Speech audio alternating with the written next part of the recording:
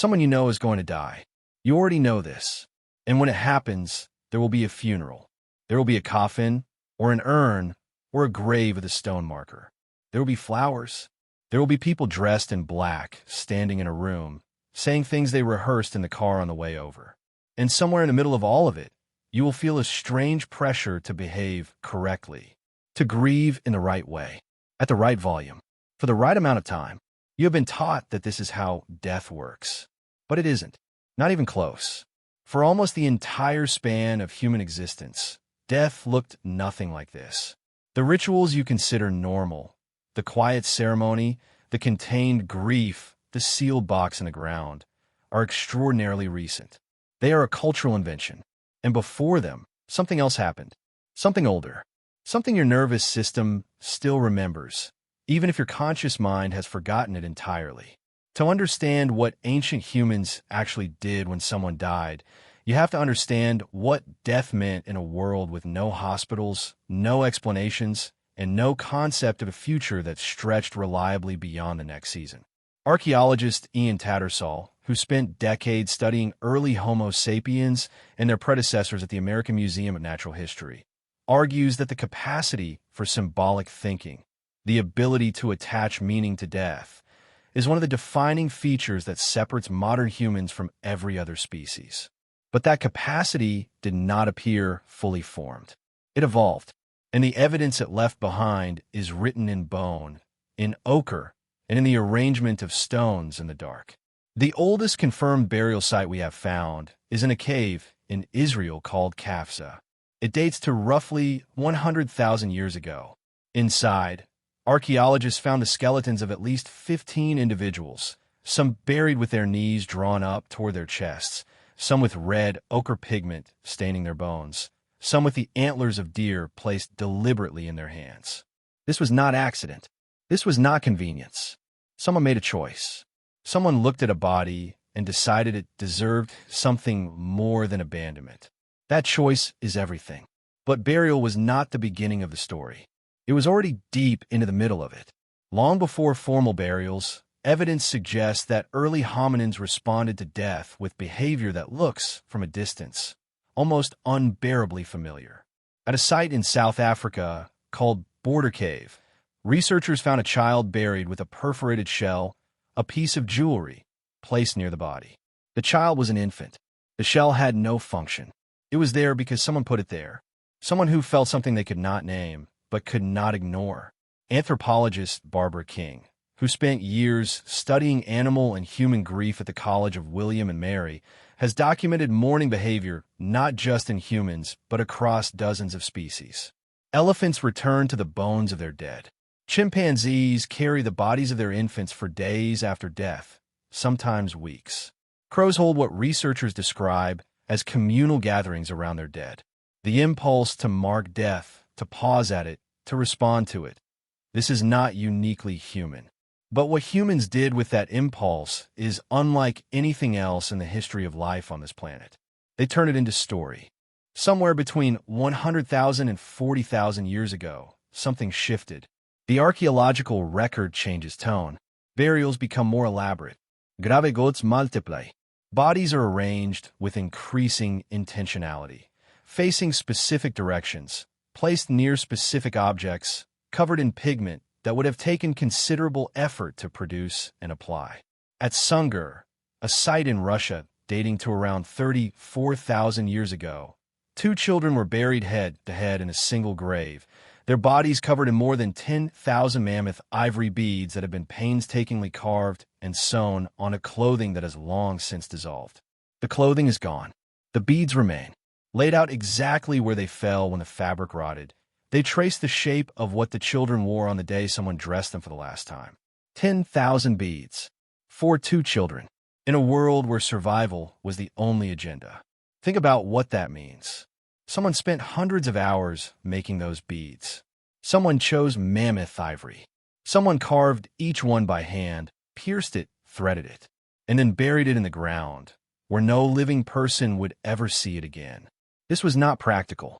This was not efficient. This was grief made into labor. Grief made into devotion.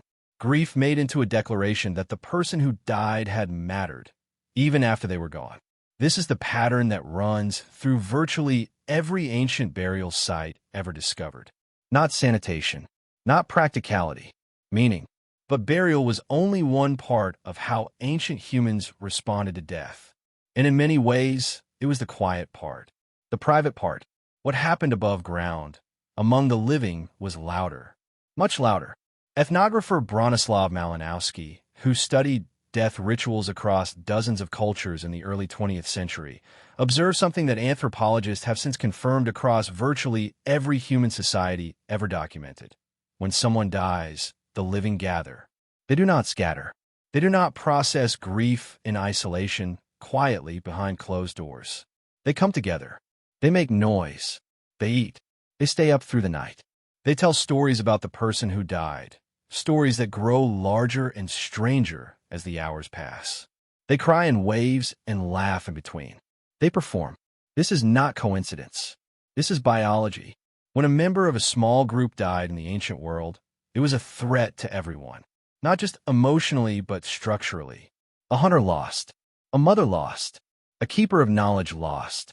Someone who knew which plants were safe in which season, which trails led to water, which signs in the sky meant weather was coming. That knowledge died with them. The group was suddenly smaller, suddenly more vulnerable. The grief was not just personal. It was collective, and the response was collective. There is evidence from dozens of ancient cultures that the period immediately following a death was marked by communal gathering, ritual noise, drumming, chanting, wailing, and the deliberate recounting of the dead person's life. Researchers believe this served multiple functions simultaneously. It discharged the acute stress of loss through the body, the way the nervous system requires. It reinforced group cohesion at a moment of vulnerability. And it transferred the dead person's knowledge, their stories, their skills, their place in the group's memory, into the living where it could survive. You were not supposed to be quiet when someone died. You were supposed to be loud. Grief was not a private experience to be managed and minimized. It was a communal event to be witnessed and survived together.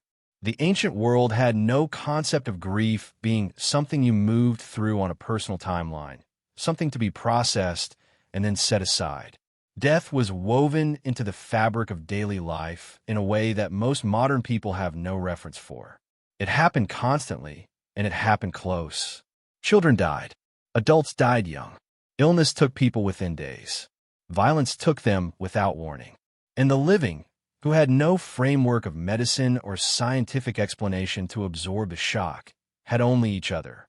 The body of the dead was often kept close, sometimes for days.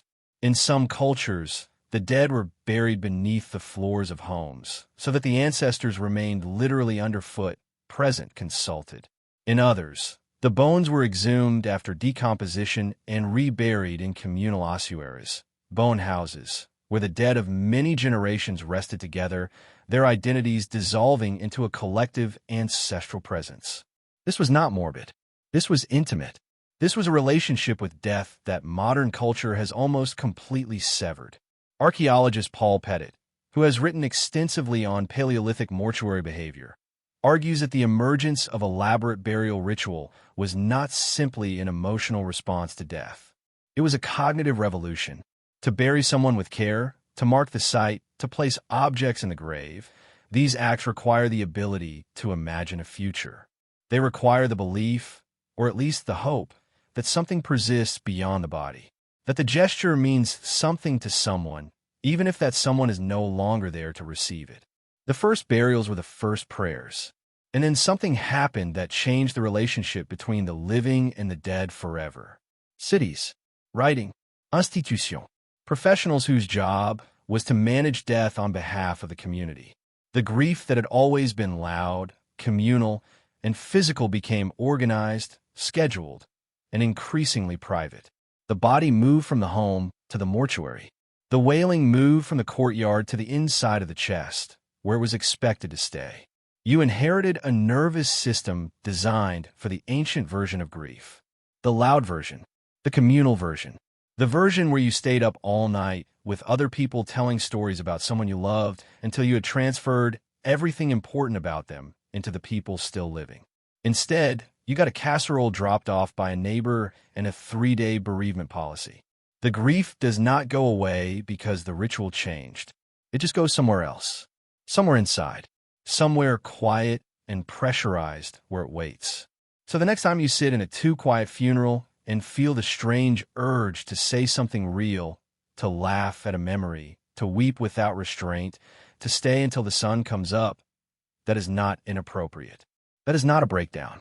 That is 100,000 years of accumulated human wisdom about what the living owe the dead, and what the dead do for the living, pressing upward through every layer of modern decorum you've been taught to maintain. Your ancestors were not quiet about this.